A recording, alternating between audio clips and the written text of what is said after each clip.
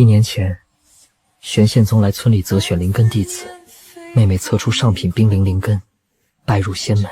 1年后，玄剑宗把妹妹送了回来，灵根尽废，经脉寸断。宗门的秘境试炼，每年都会有弟子死伤。小师妹这次不幸撞见了筑基期的妖物，遭受重击。我们几个也是冒着生命危险，勉强把她从妖物手中救了下来，让她留了个全尸。这是宗门给的符序，一块下品灵石，拿着它好好葬了你妹妹，再娶个残废媳妇儿，安安稳稳过你们的凡人日子吧。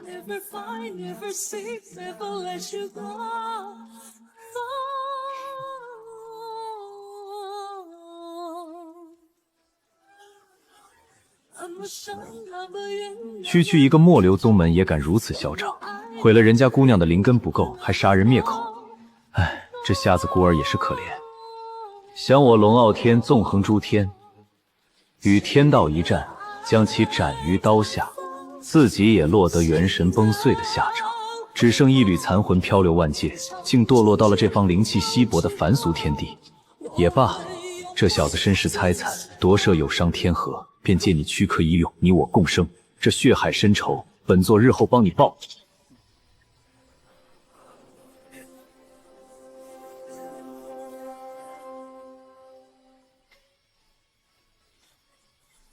这是什么东西？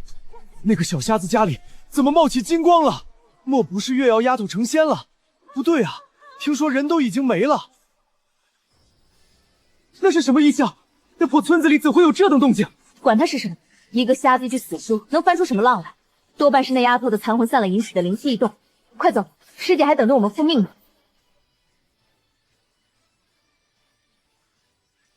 往左边点儿，小心磕着。你磕着碰着了，老子也跟着疼。谁在说话？别瞎找了，我在你身体里。在我身体里？前辈元神能随意出入晚辈的身体，必是元婴老祖。求元婴老教我修行，替我妹报仇。陈长生愿当牛做马，报前辈大恩。我能看见了？还不能。你现在看见的是你的识海。识海？你求我收你为徒，帮你报仇，所以你知道你妹妹是被人害死的。我是瞎子，不是傻子。那你倒是挺沉得住气。你妹妹被害死，你就硬生生把这口气咽下去了。君子报仇，10年不晚。我当时若露出半分怀疑与恨意，他们抬手就能捏死我。我若死了，谁来给我妹妹报仇？这番话倒是让本座对你刮目相看了。本座觉得你不是傻子，也不是瞎子，你比所有人都看得透彻。求元婴老祖收我为徒，传我修行之法。此仇不报，我陈长生誓不为人。呸呸呸！什么元婴老祖？那等蝼蚁也配和本座相提并论？我龙傲天看着有那么弱吗？比元婴期还强。前辈莫非是化神期的大能？随你怎么想吧。先起来，出去把你妹妹好生安葬了。再拿着那块下品灵石，去镇上买3棵淬体草、2株巨灵花，外加1条赤血藤。你天生伪灵根，寻常功法根本无法引气入体。这第1炉丹，本座就叫它淬脉七灵丹。此丹可洗碎伐魔，将你这废柴伪灵根重铸为可修行的5道根基。从今日起，有本座在，这世间所有欠了你的，欠了你妹妹的，本座会让你一一亲手讨回来。还算没笨到呛，凡俗柴火也能凝出1颗成丹，没白费本座的丹方。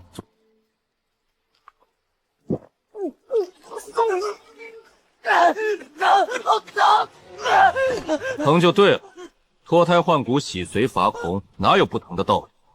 就算是疼死，你也要给老子忍着。若是忍不了，你就永远只能当一个任人踩踏的废物。你妹妹的仇，你这辈子也报不了。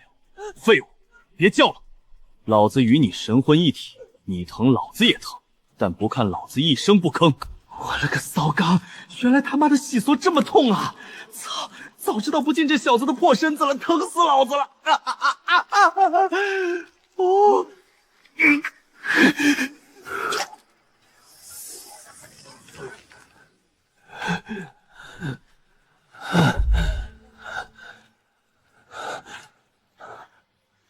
终于是挺过去了。你小子忍痛的本事倒是有本座的1/1000。前辈，我现在感觉浑身都充满了力气，我是不是肉身成圣了啊？不是，你小子想什么呢？这才哪儿到哪儿啊！本座研发的这个丹药，丹如其名，只是给伪灵跟翠脉开灵用的，不是吃了就可以一步登天的。它只是帮你打开了修仙的大门，往后的路还长着呢。遥想本座先天圣体灵根，也足足熬了8103万节，每节该1290006000年，方才达到斩杀天道的境界。你小子一晚上就想肉身成圣，你小子怎么不去做梦？前辈见笑了。行了，把剩下的那点药渣渣收起来，再炼100颗翠脉杏灵丹，明天拿到玄剑宗的山下去售卖，每颗售价1灵石。前辈，剩下这一点药渣渣，最多也就能炼1颗翠脉圣灵丹，您让我炼100颗？你小子真是不会做生意，你就不会掺点草木灰进去？要是这100颗丹全都用真材实料，不把你小子赔的裤衩子都不剩。前辈，这掺了草木灰炼制的丹药还有效果吗？卖丹药要的就是既有效果又没效果。若是你的丹药100%有效，顾客吃1颗就开灵了，那他以后还会来买吗？行，师傅，那我炼丹了。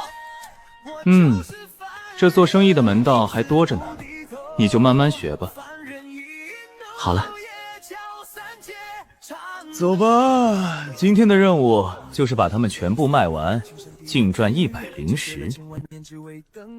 师傅，我想修仙变强，不想做生意赚钱。不想赚钱？不是，没钱你修什么仙？你小说看多了吧？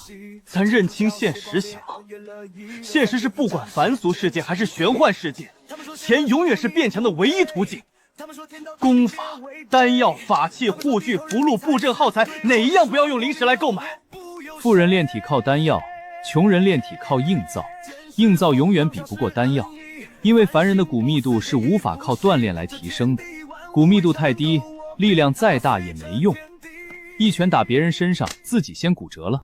哎呀呀，不跟你废话了，你赶紧给老子出去赚钱！我说小瞎子，你这摆的是什么玩意儿？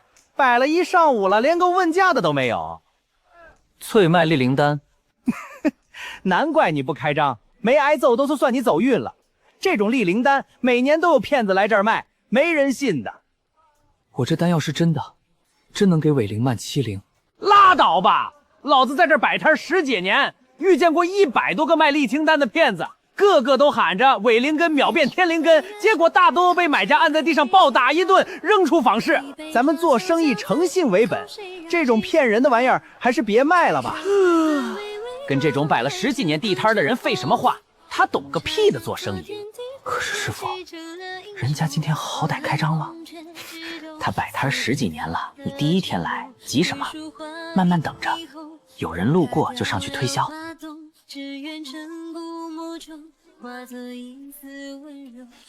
行，目标客户来了，是个女修，上。仙子留步。你叫我？可以啊，小子，张口就喊仙子，嘴还挺甜。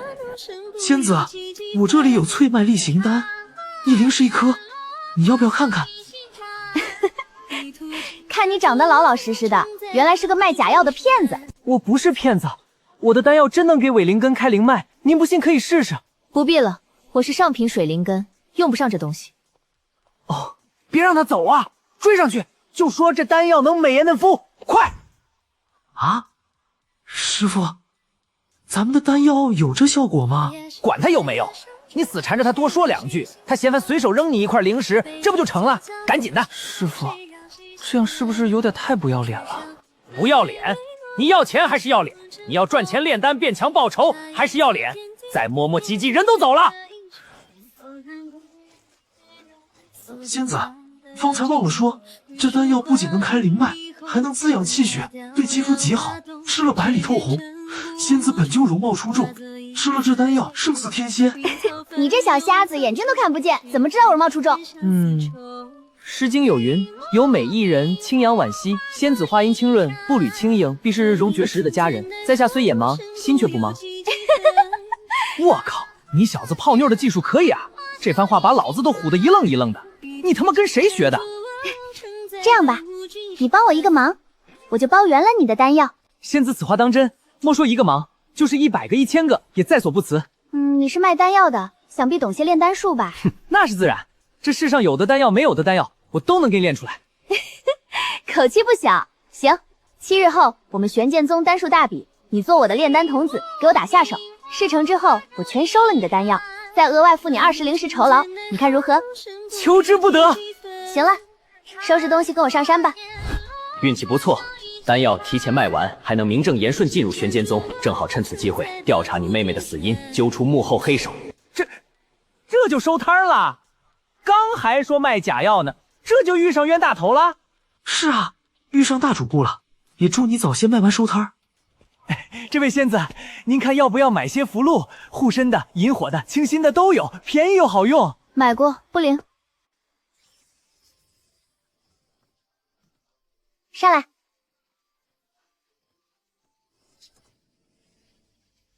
呸！瞎子，骗子，迟早被人打死，从山上扔下来。你是第一次上我们玄剑宗吧？叫什么名字？陈长生。长生，好名字。世人求仙问道，哪个不是为了长生？仙子你呢？下界凡人一般不敢问我们仙门弟子的名字，你胆子倒是挺肥。仙子风姿卓绝，在心生敬佩，忍不住想知道仙子名讳，若有冒犯，还望仙子恕罪。你这小瞎子，看着老实，却是油嘴滑舌，讨人厌。罢了，本仙子今日心情好，就告诉你，你可记好了，我乃是玄剑宗外门丹峰第37代在谢弟子，丹术大比丙组12号替补选手，外门丹房3等杂役馆长苏灵儿。合着就是个外门打杂的。死瞎子，瞎说什么实话，小心姑奶奶把你扔下去。哼！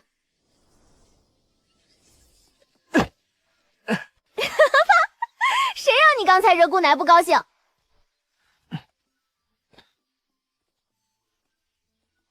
这次丹术大比，比的就是基础丹的成丹率与品质，一共3轮，分别是聚气丹、清毒丹、淬体丹。你给我打下手，帮我分拣药材，把控火就行，懂吗？明白。就这点破药材也配叫丹术大比？不过正好借着这个机会，让这帮井底蛙见识见识什么叫真正的炼丹术。接下来7天，你每日跟着我在丹房分拣药材，熟悉丹炉。7天后丹术大比，我是丙组替补，若是有人意外退赛，我就能补位上场。到时候你给我好好发挥，可别掉链子。啊，原来你是替补啊！怎么，你还嫌弃上姑奶奶了？你知道一个替补名额多难抢吗？外门几百个丹修，丙组替补就12个。要是这次我能上场，丹信比排进前20，就能从外门弟子升为记名弟子了。这么说来，仙子还真是财大气粗，就为了一个不确定的上场机会，花100多灵石雇我这么个瞎子当丹童。谁让我这个替补补了3年没轮上一次呢？万一这次真让我上了，我却没准备好，那多遗憾。去，把聚气丹的药材分拣3份出来，我要看看你到底是真有本事，还是只会耍嘴皮子。别慌，本座让你干什么，你照做就行。右手第3层格子，3株凝气草，插椒欢曲，只留叶片。翠手第2层最里面，5份气阳花，只摘花瓣，花茎花茎不要。最下层木盒里的地灵根，切5圈下来，挑年份最久、纹路最密的那块。这不对吧？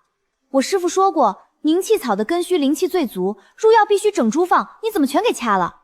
还有赤阳花，明明是花茎药性最稳，你只留花瓣。你师父懂个屁的炼丹！你师父懂个屁的炼丹！凝气促根需杂气厚重，入丹会侵蚀丹液纯度，强行保留只会拉低成丹品质。赤阳花花性涩，会锁死丹液灵气溢出，只取花瓣入药，药性更活，聚气效果是寻常丹方的2倍。等会儿再说，我找个本本记下来。好了，你接着说。刚才说到凝气草去根，然后呢？凝气草根需杂气厚重，入丹会侵蚀丹液纯度，强行保留只会拉低成丹品质。掐根留前，再以灵力浸润半克，逼出浮尘，灵气纯澈度至少提3成，成丹率也会跟着上涨。赤阳花更能整朵入药，花精性色所气，但凡混入半分，成丹后灵气便会滞色淤堵，药效直接打半折。只需将杨花瓣等丹叶初沸泛起白泡时逐片撒入，药性活而不散，聚气效果是寻常丹方的2倍。地灵根不能整块丢，要切3次投放，每次间隔1炷香。第一次溶底定丹丹基，第2次中和调药性，第3次提色固丹魂，一庆性全倒进去，药性相中，整炉丹都得废。分3次投，我师傅从来没说过还有这种讲究。火候也分3段，起炉用无火，烧到炉壁微微烫受，便转文火，养足半个时辰，待丹香出透全屋，再转微火凝丹。封盖时机要卡准，丹叶表面泛起3层经文的瞬间封死炉盖，早了杂气排不清，丹心流浊；晚了灵气外泄，药效折损。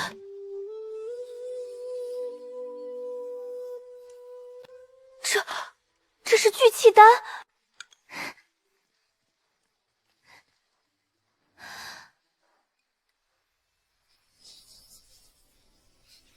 天哪，圣品聚气丹，只在宗门古籍里有过记载，就算是掌门亲自持炉，也未必能炼出这等品质。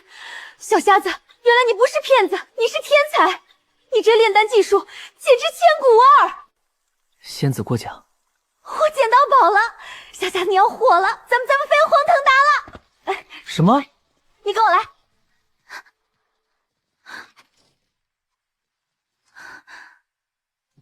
小瞎子，我问你，你之前说美颜嫩肤、白里透红的那100颗丹药，能让80岁老太太的皮肤重返13岁吗？好像没这种效果。你小子怎么说实话了？会不会生意？煮熟的鸭子都飞了。没有。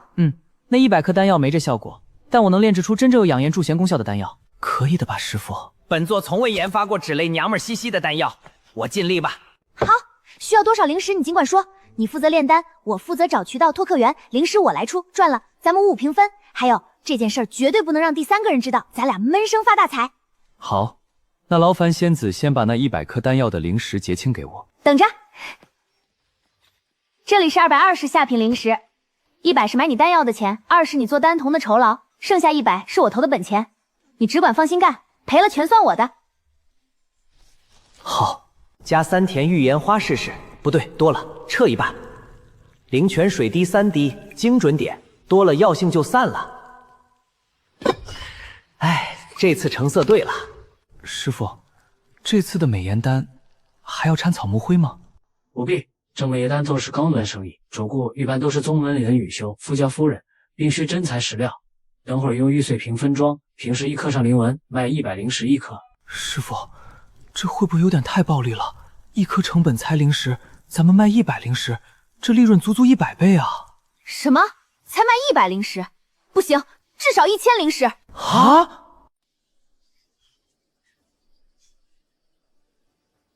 今夜压轴拍品，驻颜玉容丹，共3颗。此丹不仅能抵净肌肤浊气，使肤若凝脂，更能锁住气血生机，将容貌肌肤定格在18岁的状态。服下1颗，驻颜50年。3颗同拍，单颗起拍价1000灵石，1100、1300、1800，3颗我全要了。1900，不，2000，凭什么你全要？我2000，2000灵石1次，2000灵石2次，2000灵石3次成交。恭喜这位客人，3颗驻颜玉容丹需付6000灵石，归您所有。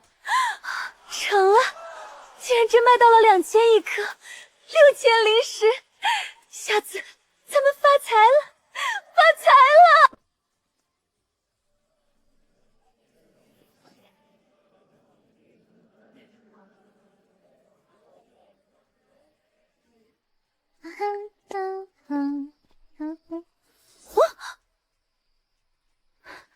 你们是什么人？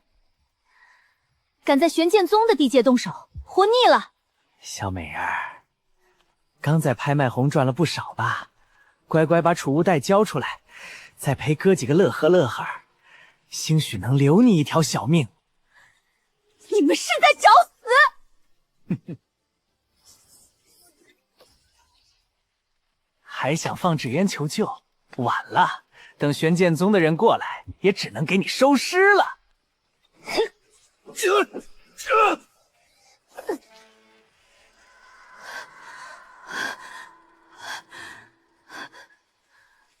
迷青伞，你们是七毒门的人！你周身经脉已通，可引灵气入体。这第二炉丹，本座就叫它凝气归元丹。寻常修士饶是天灵根资质，从引气到凝气入体，少说也要4、5个月。伪灵根之辈，苦修3年也未必能摸到门槛。但你服下这枚凝气归元丹，最快1炷香，便可凝气成功，正式步入炼气期。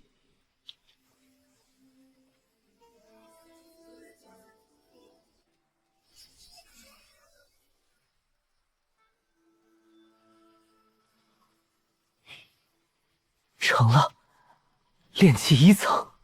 咦，那小丫头片子怎么还没回来？该不会是拿着咱们的丹药卖了钱，想独吞跑路吧？师傅，我看他不像这种人。哦，怎么？你很了解他？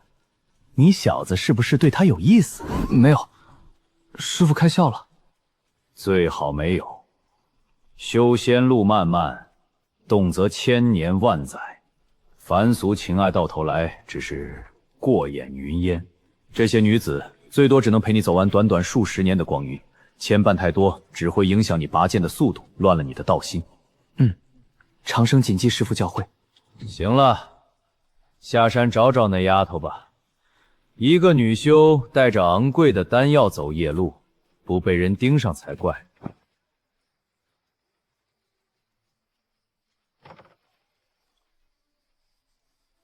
你是来找人的？掌柜，请问今日来拍卖驻颜玉容丹的苏姑娘，离开多久了？苏姑娘拍卖会一结束就走了啊？怎么，她没回宗门？坏了，8成是出事了！怀揣巨额灵石，又是女修，走夜路肯定被人盯上了。快去救人！6000灵石可别被抢了，足够你筑基中期了。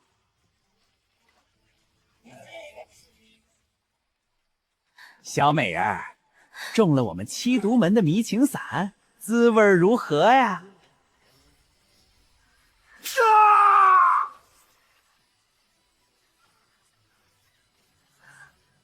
仙子，你怎么样？我中了迷情毒，有点头晕。哇，这就亲上了，真是闪瞎本座的24K 钛合金眼！我当是谁？原来是个瞎子！找死！小子，没杀过人吧？今天正好拿这几个杂碎练练手。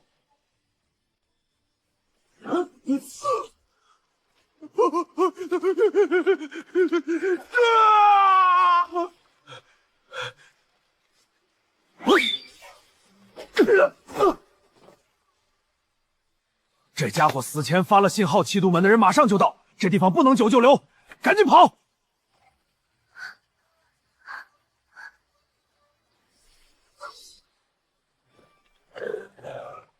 竟敢杀我们七毒门的人，3杀追！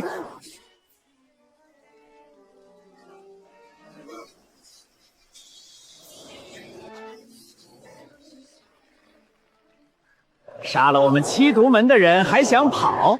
小两口倒是患难情深，不如把小命都留在这儿，做对亡命鸳鸯。我与仙子不是小两口。都这时候了，跟他废什么话？先下手为强，打狗打主人，擒贼先擒王。师傅，你看好了，这一拳会很帅。你不是说这一拳会很帅，蟋蟀的帅？不行，你战斗经验太少了，更何况对方炼气5层，你越阶战斗完全被碾压。你天生伪灵根，必须把丹药当饭吃才能追上别人。快，把身上的所有丹药一口闷了。炼气1层的蝼蚁也敢与我动手？死瞎子，乖乖跪下求饶，我给你个痛快。给我痛快？哼！瞎子，你知道自己要死，也没必要一口气吃这么多丹药，吞丹自尽吧。哈哈哈哈哈！啊！三杀！三杀，咬死他！快咬死他！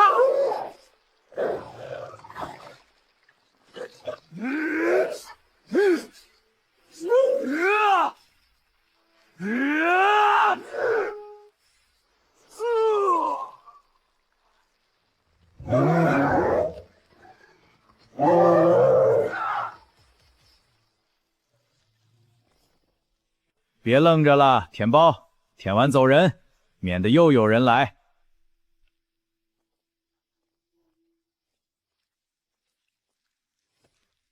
这是储物袋，用神识就能引动里面的东西，倒出来看看里面都有啥。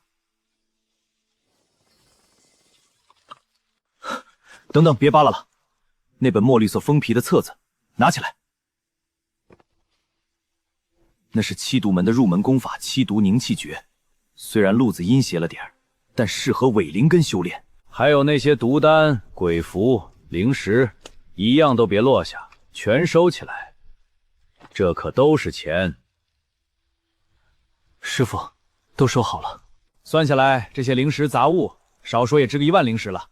不过你记住，杀人舔包只能当副业，咱们主业还是卖丹做生意。生意能无限扩大规模，打打杀杀呢都是横财，来得快去得也快，懂吗？长生明白。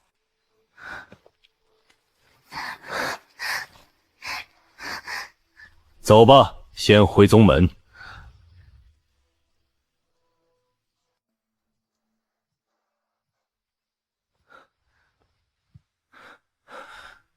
师傅，怎么办？仙子这毒怎么解？来不及了，等炼出解毒丹，他都被药性烧死了。眼下只能你来给他解毒。啊？我给他解毒？泡妞的时候一套一套的，别告诉本座你没听懂。麻利点，老子出去给你望风。真是造孽！想我龙傲天纵横诸天，竟然沦落到给一个瞎子看门护法，造孽啊！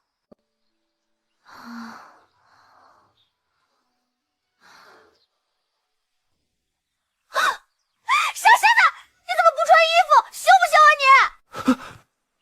你？对不住，我来这儿也没带换洗的衣物。昨晚是你救了我。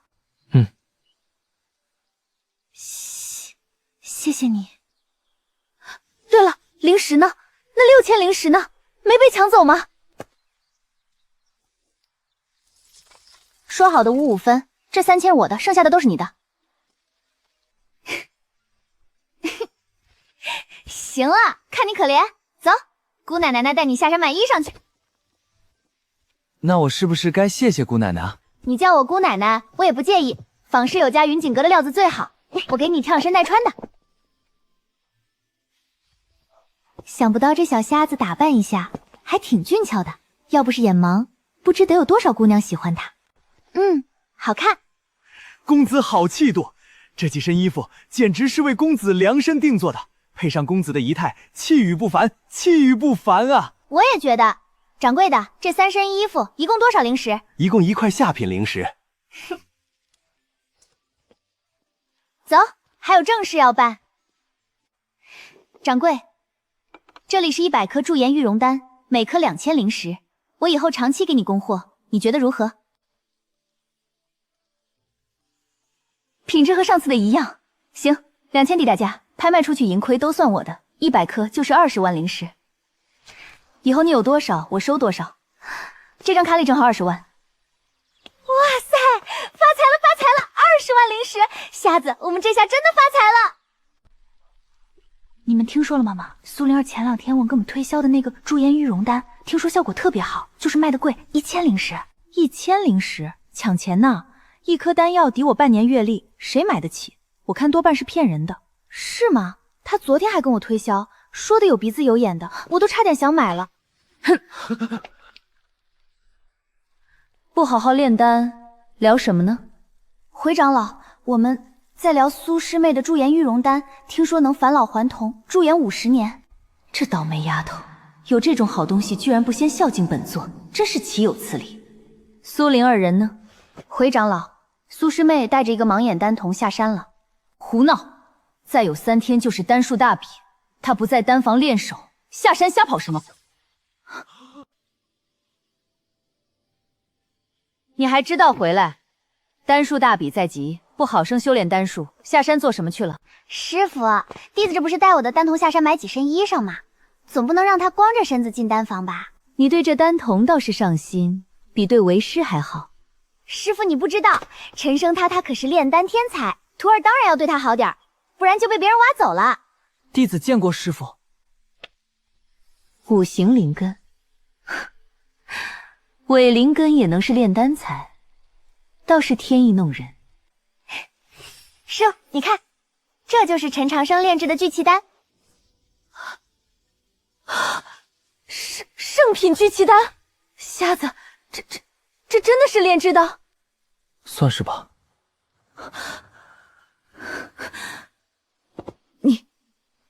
你跟我来。师傅，陈长生是我的丹童。你的丹童怎么了？为师借用1天不行吗？小气样。好吧，那你明天就得还我。要是耽误了大比炼丹，可就不是徒儿的错了。知道了，啰嗦。哼，什么师傅嘛，还跟徒弟抢丹童。哼。灵儿说，那3颗圣品聚气丹是你炼的，以你伪灵根的资质，怎么可能炼出圣品丹药？弟子幼时偶遇过一位隐士高人，传了我几手古法丹术。古法丹术，五行杂灵根也能成就圣品丹师，这要是传出去，整个玄剑宗乃至大夏王朝都得炸锅。听闻你还能炼制驻颜玉容丹，本座不是贪图什么驻颜之效，就是好奇你的炼丹之术是否被苏莹那丫头夸大了。你可否送本座一颗品鉴品鉴？柳长老客气，今夜晚辈练好下一批，亲自给长老送来。还算懂事。那你现在就回去抓紧炼制，莫要耽误了。是，晚辈告退。这香味儿，怎么了？这香有问题？妹妹被送回来那天，身上也有一模一样的沉香味儿。所以你妹妹死前来过这儿，快走，别露声色。她是结丹修士，杀你比踩死一只蚂蚁还简单。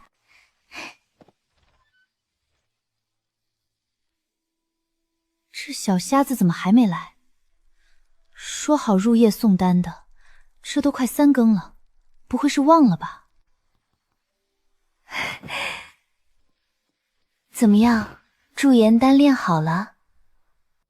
长老，这是圣品驻颜玉容丹，可驻颜500年，您趁热服下吧。怎么样？怎么样？我有没有变得更好看？刘长老，晚辈看不见。哦，我倒忘了你是瞎子，怎么回事？头怎么这么晕？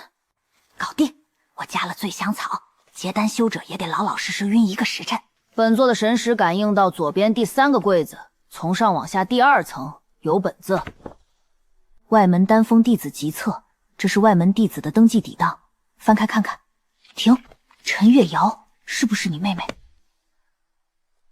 是。天品冰灵根，你妹妹居然是天品冰灵根，不可能！1年前宗门去村里择选灵根，那外门执剑明明说她只是上品冰灵根，必定是当时的人故意隐瞒了你妹妹的天品灵根资质。为什么？他们为什么要骗我们？还能为什么？天品冰根千年难遇，没背景没靠山的山野丫头，进了宗门难免招人觊觎。这修仙界夺人灵根的事还少吗？别被那些小说骗了。现实是没权没势的天才，在修仙界不会让你活到筑基。可妹妹她才16岁，她有什么罪？她有什么罪？就因为她是天品冰灵根，她就该死吗？对，本座说了，没权没势的天才在修仙界就是该死。现在不是发泄的时候，等把所有真相都挖出来，所有欠了你们兄妹的，我让你亲手一笔一笔讨回来。我会让他们付出10倍100倍的代价。册子上上之期写了，入外门丹峰才半个月，就被内门长老破布调走了。外门丹峰和柳如烟不是凶手，但有可能知道一些内情。看看枕头底下，丹峰长老执事令，拿着它去档案阁调取内门弟子的底档。走。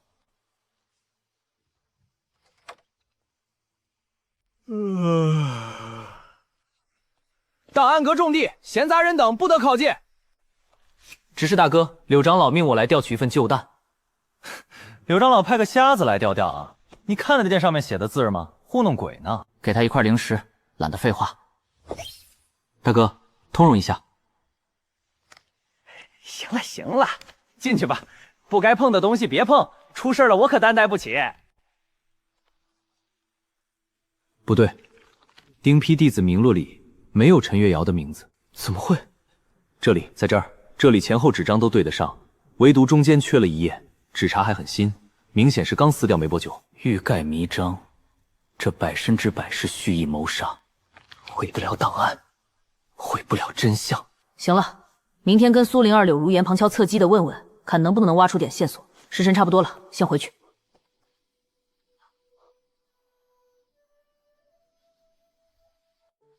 昨晚我怎么睡过去了？那小瞎子送完丹就走了，我怎么什么都想不起来？这小瞎子的丹药效果还真好，皮肤确实细腻不少，连眼角的细纹都淡了。极品驻颜丹，果然名不虚传。姑奶奶，你认识一个叫陈月瑶的人吗？陈月瑶，你打听他做什么？没什么，就是随便问问。小瞎子，你也姓陈，你该不会是月瑶的哥哥吧？妹妹跟你提起过我。1年前，他以外门弟子的身份刚入丹峰，是我接待的。他性格内向，不爱说话，只跟我提过一次，说家里还有个哥哥，要他好好修仙，以后回去照着哥哥。当时他没说你眼盲，我也没多问。后来他被调去内门，我就再也没见过他了。想不到，你就是他哥哥。师姐，我还有哥哥在山下等我。哥哥他太苦了，等我以后修炼成才，就回家给他置办田地，让他过上好日子。难得你有这份心意，那你可得好好修炼。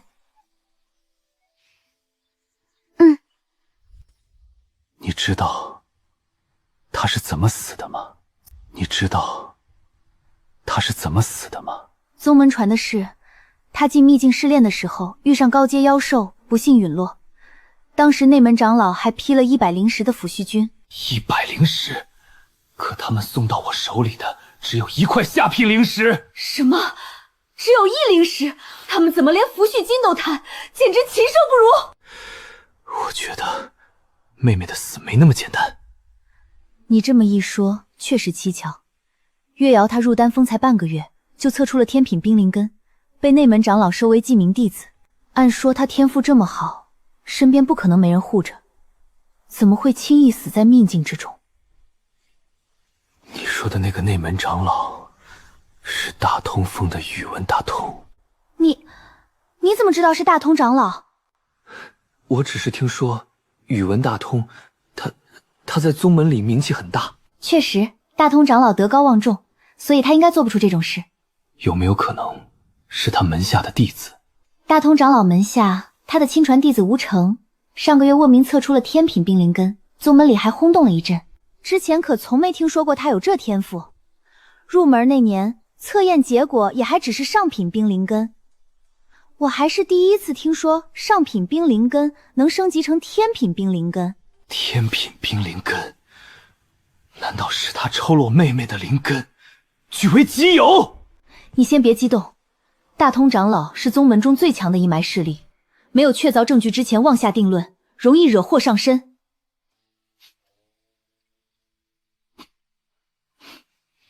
陈长生，你别难过，这件事我帮你查，一有线索我就告诉你。现在可以确定，你妹妹的死和宇文大通一脉脱不了干系。至于是不是吴成夺了你妹妹的灵根，还需再查。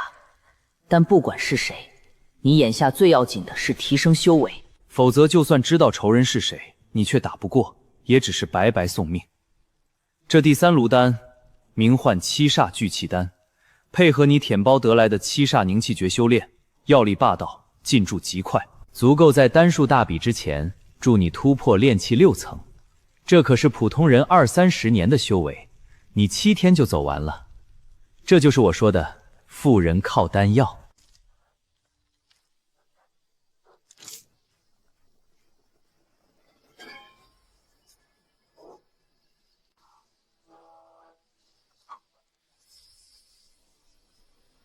七煞魔毒功，以煞养气，以毒破敌。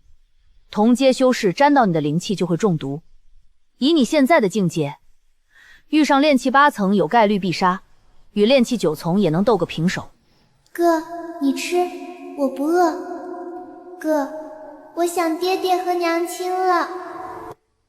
这是宗门给的符序，一块下品灵石，拿着它好好葬了你妹妹，再娶个残废媳妇儿，安安稳稳过你们的凡人日子吧。啊！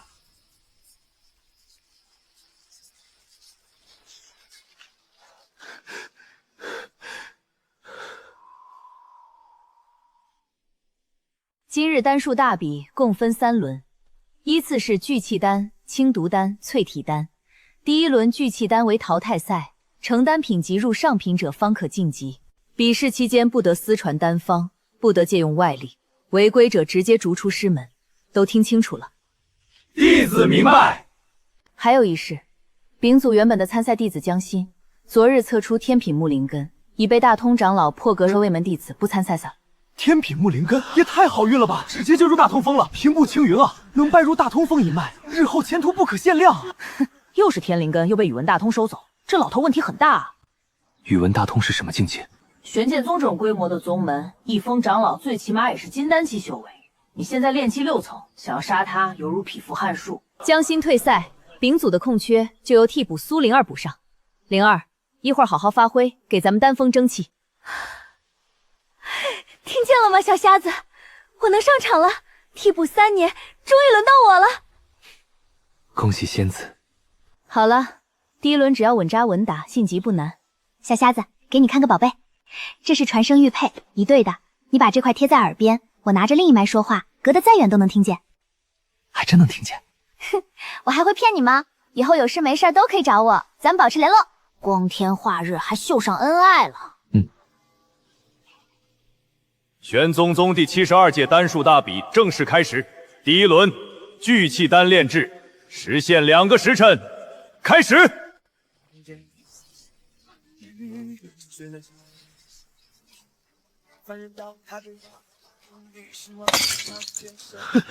大通，听说你昨日又收了个天品木灵根的弟子，可喜可贺。掌门谬赞，只是孩子有天赋，老夫惜才罢了。倒是这届新人里好苗子不少，看看今日大比能不能再挖出几个惊喜。惊喜是有，就怕有些惊喜来路不正。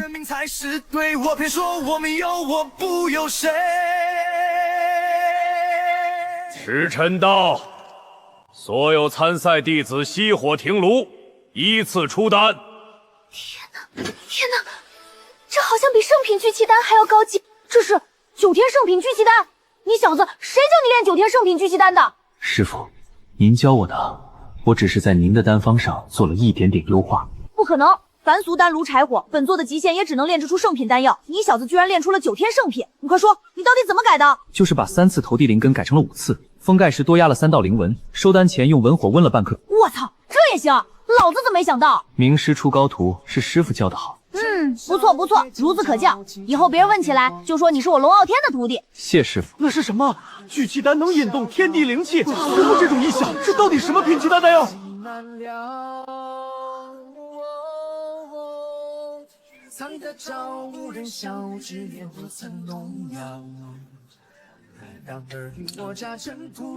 ？9天圣品聚气丹，是9天圣品聚气丹。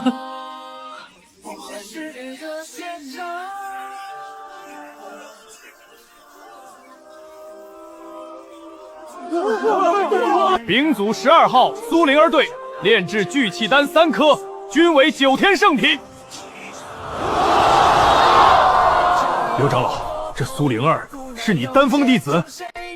回掌门，是，他是替补上位。此等丹道天才，竟只是个外门替补。大通长老，本轮炼出天品及以上聚气丹的弟子，全部收入大通峰破格境内门弟子，尤其是苏灵儿，务必重点培养。